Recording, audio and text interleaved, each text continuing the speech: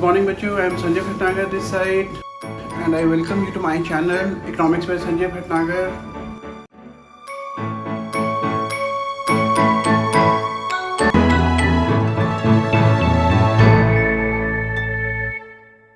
Okay बच्चों, जो अगला इंपॉर्टेंट क्वेश्चन आता है एग्रीकल्चरल मार्केटिंग। भी एग्रीकल्चर मार्केटिंग में जनरली बच्चे इसको किस चीज़ से मिस्टेकन करते हैं कि मार्केटिंग में वो जनरली क्या इसको मान के चलते हैं कि किस तरीके से प्रोडक्ट को मार्केट में बेचना। लेकिन जो मार्केटिंग की डेफिनेशन है, एग्रीकल्चर मार्केटिंग की डेफिनेशन है, वो काफ़ी वास्ट है और इसमें बहुत सारी चीज़ों को इंक्लूड किया जाता है। तो अगर हम डेफिनेशन को ध्यान से समझें, it is a process that involves assembling, storage, processing, transportation, packaging, grading, distribution of different agriculture commodities across the country। भाई एक ऐसा प्रोसेस जहाँ पे कि हम अपने फूड ग्रेन क्रॉप की जो प्रोडक्शन हुआ है उसको हम इकट्ठा करते हैं, उसको हम स्टोर करते हैं, उसको हम प्रोसेस करते हैं, उसको हम ट्रांसपोर्ट करते हैं अलग अलग मार्केट में, अलग अलग तरीके से पैक करके उसको ट्रांसपोर्ट किया जाता है, उसको पैक करते हैं, उसको ग्रेड करते हैं, उसको फूड ग्रेन की क्वालिटी के हिसाब से उसको ग्रेडिंग किया जाता है जिससे कि उसके अलग अलग प्राइस पे उसको बेचा जा सके। देन उसको डिस्ट्रीब्यूट किया जाता है। अगेन कितनी क्वांटिटी, कौन सी क्वालिटी को कौन सी मार्केट तक कैसे पहुंचाना है, ये हम यहाँ पे डिस्कस करते हैं और इस पूरे प्रोसेस को हम एग्रीकल्चर मार्केटिंग बोलते हैं। अब जनरली फार्मर्स को जो रूरल सेक्टर में जो फार्मर्स हैं उनको किस तरह की प्रॉब्लम्स को फेस करना पड़ता है। तो सबसे पहले आ गया मैनिपुलेशन बाय बिग ट्रेडर्स। आज भी हमारी कंट्री में जो रूरल सेक्टर्स हैं वहाँ पे अभी भी बड़े बड़े मर्चेंट्स, बड़े बड़े जो ट्रेडर्स हैं वो मार्केट को डोमिनेट करते हैं। उनको पता होता है कि किस तरीके से वो फार्मर्स को मैनिपुलेट कर सकते हैं और उनके क्रॉप को बहुत कम प्राइस पे खरीद सकते हैं। और जनरली फार्मर्स जो इतना एजुकेटेड नहीं होता, इतना वेल इन्फॉर्म नहीं होता, वो बहुत आराम से उसको मैनिपुलेट किया जाता है और उसकी क्रॉप को बहुत कम प्राइस पे खरीद लिया जाता है। इस ऊपर से प्रॉब्लम कहाँ पर आती है कि जो फार्मर्स हैं उनको पास मार्केट इन्फॉर्मेशन प्रॉपर नहीं होती, उनको ये नहीं पता होता कि किस तरीके से वो अपने आउटपुट को मार्केट में ले आकर बेच सकते हैं, उनको क्या प्राइस मिलेंगे और ऐसी बहुत सारी इन्फॉर्मेशन जो उनके पास नहीं होती। अगेन इस बात का फ़ायदा जो बड़े बड़े मर्चेंट्स हैं, जो ट्रेडर्स हैं, वो उठाते हैं और उनको मैनिपुलेट किया जाता है। Third point, lack of storage facilities. हमारी कंट्री में आज भी 70 to 80% विलेजेस ऐसे हैं जहाँ पे कि प्रॉपर स्टोरेज फैसिलिटीज़ नहीं है। फसल को कटने के बाद उसको कैसे रखा जाए कि वो उसको प्रिजर्व किया जा सके, उसको बचाया जा सके, इस तरह की फैसिलिटीज़ अभी भी हमारे गांव में नहीं है, जिसकी वजह से हमारे टोटल आउटपुट का 30 to 40% सिर्फ इसलिए ख़राब हो जाता है क्योंकि हमारे यहाँ पे स्टोरेज फैसिलिटीज़ नहीं है। ओके बच्चों, क्योंकि हमारी कंट्री में जो एग्रीकल्चर मार्केटिंग है उसमें फार्मर्स को बहुत सारी प्रॉब्लम्स को फेस करना पड़ता था, तो गवर्नमेंट ने सिर्फ बहुत सारे स्टेप्स उठाए जिससे कि वो एग्रीकल्चरल मार्केटिंग के प्रोसेस को इम्प्रूव कर सके।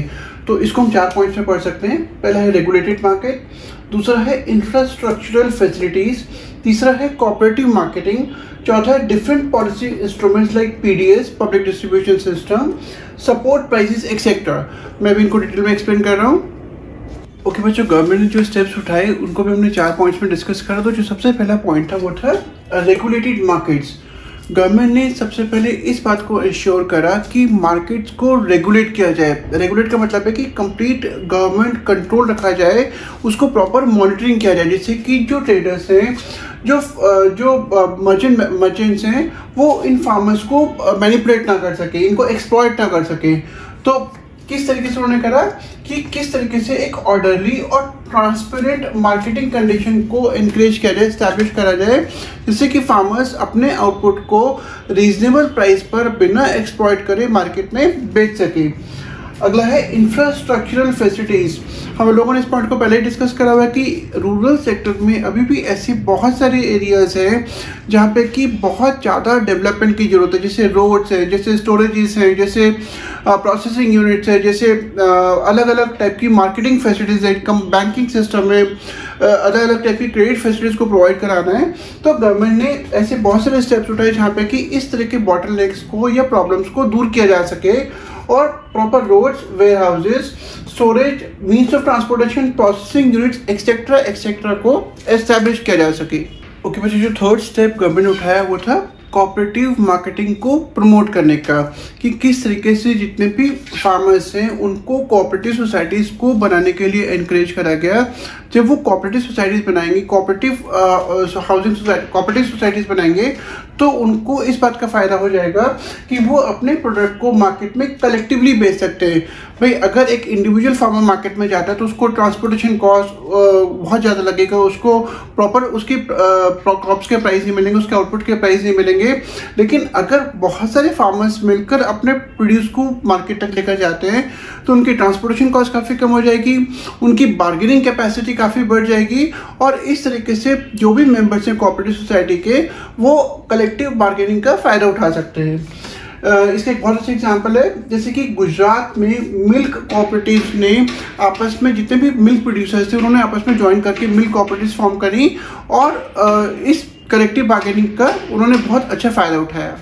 ओके बच्चों, अभी हमने करा कोऑपरेटिव मार्केटिंग। अब जो इसका सबसे लास्ट स्टेप है जो गवर्नमेंट ने उठाया है एग्रीकल्चरल मार्केटिंग के प्रोसेस को इम्प्रूव करने के लिए, उसको हम 3 पॉइंट्स में डिवाइड कर सकते हैं, 3 पॉइंट में स्टडी कर सकते हैं। पहला है minimum support prices.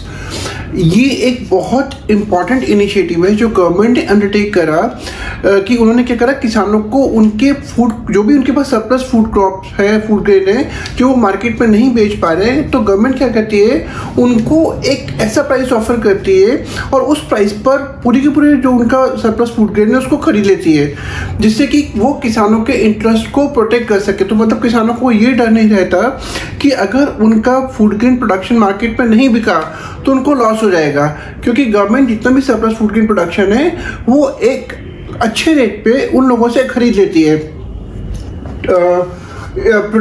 thereby protecting the interest of the farmers। अगला पॉइंट है मेंटेनेंस ऑफ बफर स्टॉक। तो मैंने भी आपको बताया कि जो भी सरप्लस फूड ग्रेन है वो खरीद लिया जाता है, गवर्नमेंट क्या करते हैं, उसको अपने पास अपने स्टॉक में ऐसा बफर स्टॉक रखती है। बफर स्टॉक का मतलब क्या हो गया कि वो जो भी फूड ग्रेन है जो मार्केट में सरप्लस था उसको खरीद के अपने पास अपने स्टोर्स में रख लिया। जनरली गवर्नमेंट एजेंसी जिसको बोलते हैं फूड कॉर्पोरेशन ऑफ इंडिया, इसके बहुत बड़े बड़े गोडाउन्स हैं जहाँ पे जितना भी सरप्लस फूड ग्रेन प्रोडक्शन है उसको यहाँ पे स्टोर करके रखा जाता है, और जब भी मार्केट में डिमांड बढ़ जाती है, सप्लाई नहीं डिमांड बढ़ जाती है तो प्राइस बढ़ेंगे, तो गवर्नमेंट क्या करती है, अपने फूड कॉर्पोरेशन ऑफ इंडिया के स्टोरेज हाउसेज और वेयर हाउसेज से जो भी फूड ग्रेन उन्होंने स्टोर करके रखा हुआ उसको मार्केट में सप्लाई करती है। जिस तरह से इस तरीके से वो गवर्नमेंट कंज्यूमर के इंटरेस्ट को प्रोटेक्ट करती है अगेंस्ट राइजिंग प्राइसेस। जो प्राइसेस बढ़ना स्टार्ट हो जाते हैं, अगर गवर्नमेंट सप्लाई बढ़ा देगी तो प्राइसेस कम हो जाएंगे। यहाँ पे उन्होंने क्या करा, प्रोड्यूसर्स के इंटरेस्ट को प्रोटेक्ट करा। यहाँ पे उन्होंने क्या करा, कंज्यूमर्स के इंटरेस्ट को प्रोटेक्ट करा। दिन थर्ड पॉइंट आता है वो आता है पब्लिक डिस्ट्रीब्यूशन सिस्टम।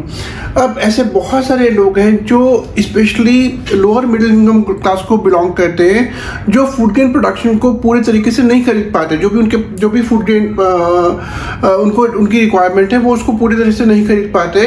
तो गवर्नमेंट क्या करती है, ऐसे लोअर इनकम ग्रुप को पब्लिक डिस्ट्रीब्यूशन सिस्टम के थ्रू, जिनको हम बेसिकली राशन शॉप्स भी बोलते हैं, बहुत सारे ऐसे बेसिक नेसेसिटी वाले आइटम्स हैं जो इन लोगों को प्रोवाइड कराए जाते हैं at a much lower rate than the market rate.